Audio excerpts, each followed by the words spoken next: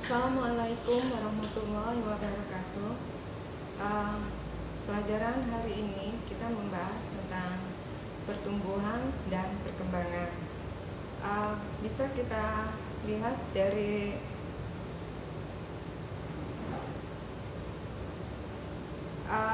gambar yang ada di slide ini, anak-anak bisa melihat di situ ada gambar olahragawan, gambar bayi, terus gambar seorang lansia dan anak kecil yang bisa mengucapkan kata enggak. Terus ada juga gambar di sini remaja dan gambar anak-anak di Afrika di mana mereka sedang mengantri menunggu makanan. Jadi dari ilustrasi gambar di sini kita lihat ada tentang konsep pertumbuhan dan perkembangan manusia itu sendiri. Baiklah, kita lihat dulu dari definisi pertumbuhan dan perkembangan.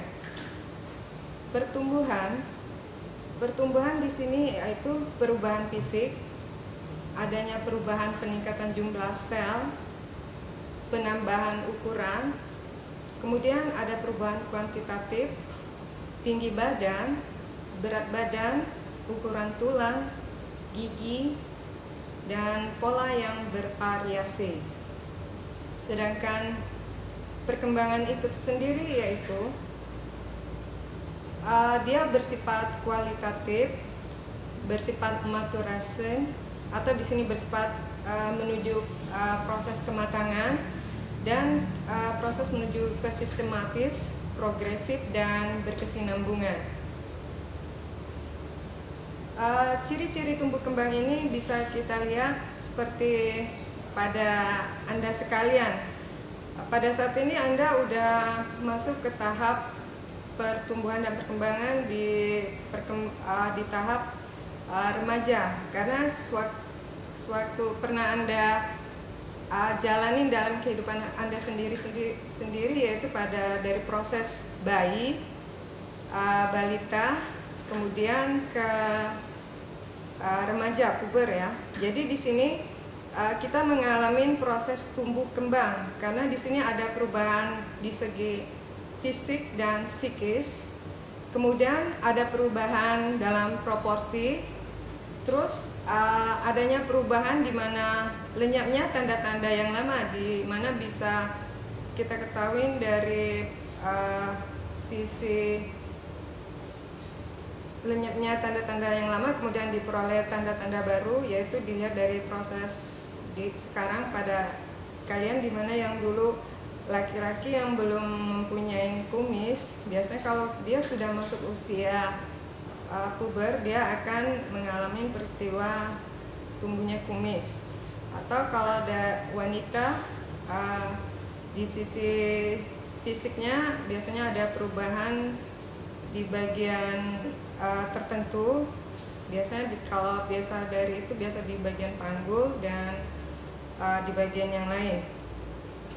Kemudian adapun faktor-faktor prinsip tumbuh kembang itu sendiri, yaitu proses tersebut bersifat teratur, berurutan, rapi, dan kontinu untuk menuju proses kematangan, atau di sini biasa disebut dengan istilah maturasi. Adapun di sini terus dia mengalami pola yang sama, konsisten, kronologis, dan dapat diprediksi.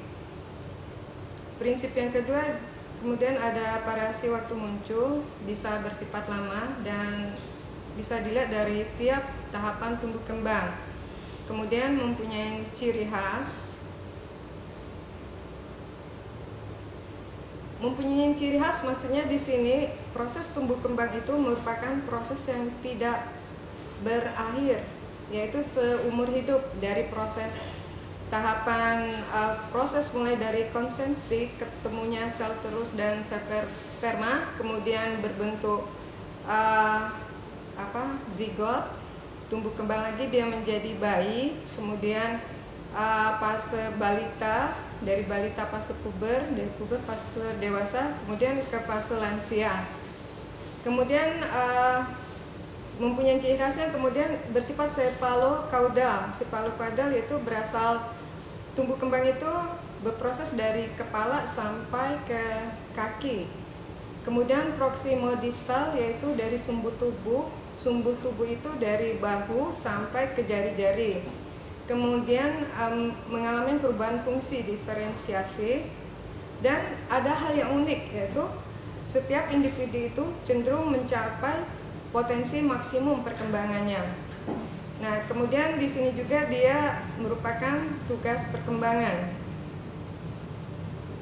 Selanjutnya, perkembangan suatu aspek dapat dipercepat atau diperlambat. Kemudian, perkembangan aspek-aspek tertentu berjalan sejajar atau berkorelasi dengan aspek lainnya. Perkembangan terjadi dalam tempo yang berlainan.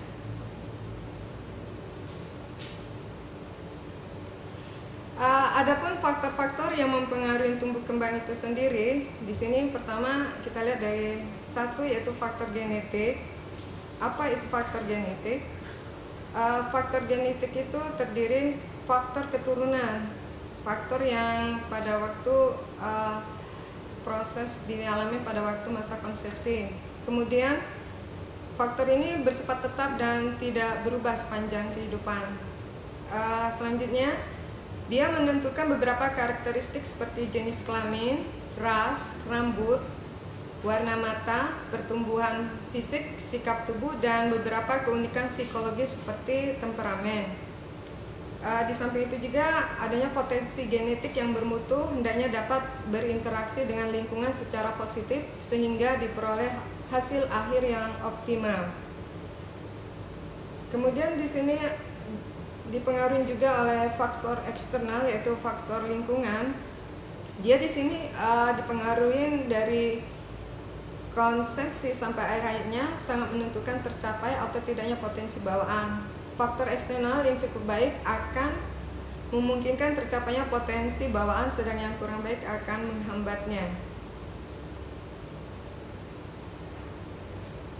Faktor eksternal ini yaitu keluarga. Di sini di dalam keluarga ini biasa ditanamkan tentang nilai, kepercayaan, adat istiadat, dan pola interaksi dan komunikasi.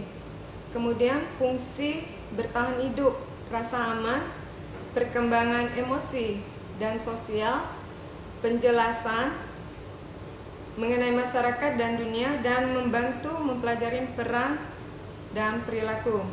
Kemudian juga faktor eksternal itu berhubungan dengan kelompok teman sebaya, di mana diketahui bahwa lingkungan yang baru dan berbeda itu akan memberi pola dan struktur yang berbeda dalam interaksi, baik itu komunikasi maupun gaya perilaku.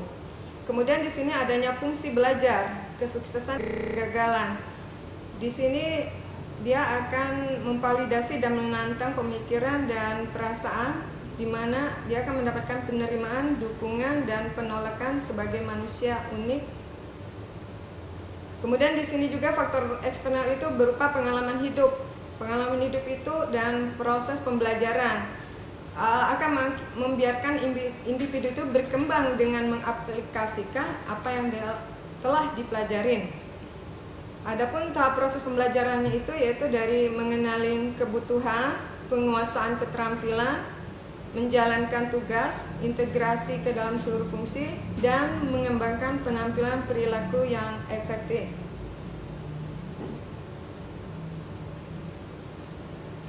Dan yang kedua, yang terakhir untuk faktor eksternal itu dipengaruhi juga oleh kesehatan. Tingkat kesehatan di sini sangat mempengaruhi respon individu tersebut terhadap lingkungan, orang lain, dan pada individu yang lain. Kemudian kesehatan prenatal yaitu sebelum lahir, pada waktu ibu itu mengandung, karena di sini terjadinya proses pertumbuhan dan perkembangan dari fetal janin. Kemudian faktor kesehatan itu juga dipengaruhi oleh nutrisi yang adekuat atau yang cukup, keseimbangan antara istirahat, tidur, dan olahraga. Kemudian adanya kondisi sakit, di mana akan mengalami ketidakmampuan untuk melaksanakan tugas-tugas perkembangan tumbuh kembangnya akan menyebabkan tumbuh kembang yang terganggu. Faktor eksternal yang terakhir yaitu lingkungan tempat tinggal, yaitu musim, iklim, kehidupan sehari-hari, dan status sosial ekonomi. Demikianlah materi yang saya sampaikan hari ini. Adapun sebelum berakhirnya proses pembelajaran ini, saya akan memberikan tugas kepada anak-anak sekalian, yaitu di sini tadi mungkin kalian dapatkan istilah sepalukaudal, proksidistal, dan diferensiasi. Jadi itu saya tugaskan kepada tiap-tiap individu untuk mencari definisi dari kata-kata tersebut dan memberikan contohnya. Baiklah, sebelumnya saya ucapkan terima kasih. Sampai ketemu pada pelajaran mata biologi yang lain lagi. Saya ucapkan wassalamualaikum warahmatullahi wabarakatuh.